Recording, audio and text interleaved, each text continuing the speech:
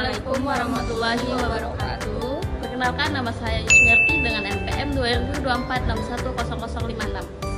Perkenalkan, nama saya Kasih Aulia Gusriani dengan NPM 2024610006. Perkenalkan, nama saya Ilmu Fataya, NPM 2024610010. Kami di sini akan mereview film Dirty Code 2, mulai dari isi, pendapat dan apa yang didapat. Yang akan dimulai dari Yusmiarti, yaitu akan menjelaskan tentang apa yang diperoleh dan didapat dari film Dirty Code 2. Sebenarnya hal-hal apa saja yang didapat dari film Dirty Code 2?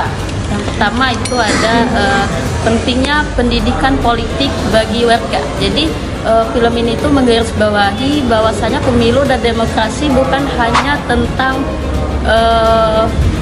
struktur memilih, tetapi juga soal memahami struktur dan kekuasaan. Jadi kita sebagai warga negara harus melek pada demokrasi agar dapat menilai bukan hanya calon kandidat tetapi sistem di baliknya. Kayak yang kedua itu ada waspada legalitas palsu.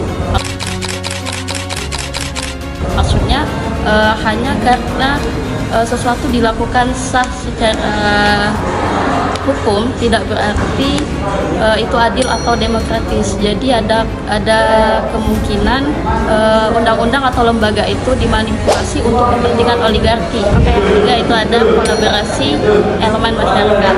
Jadi untuk menghadapi struktur oligarki diperlukan kolaborasi antara akademisi, aktivis, media, dan warga biasa. Gerakan struktural dan bukan hanya kritik pasif yang diperlukan untuk mendorong perubahan. Yang terakhir itu ada pentingnya reformasi institusional.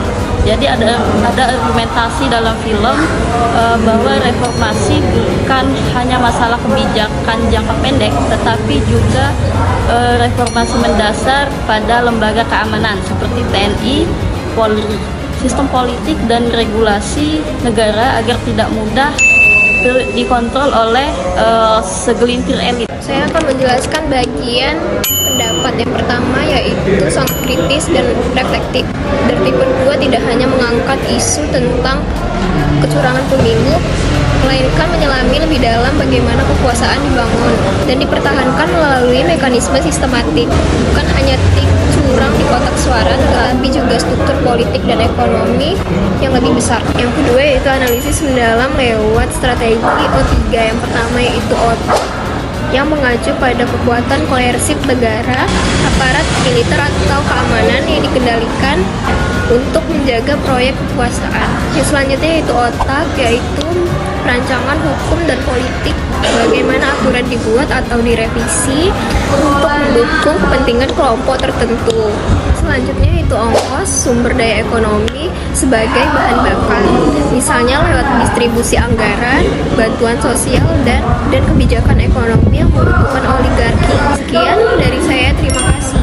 Perkenalkan, nama saya Ilmu Fataya. Saya akan menjelaskan isi dari film Dirty Code 2, yaitu film Dirty Code 2 ini bertema tentang politik oligarki, atau di mana kekuasaan atau pemerintahan di Indonesia ini menguntungkan salah satu kelompok atau kelompok elit seperti itu. Nah, lalu di Dirty Code 2 ini menjelaskan tentang masa kepemimpinan Prabowo Subianto dan Gibran Rakabuming Raka, yang dimana mulai dari kebijakan, pelayanan publik, dan lain-lainnya.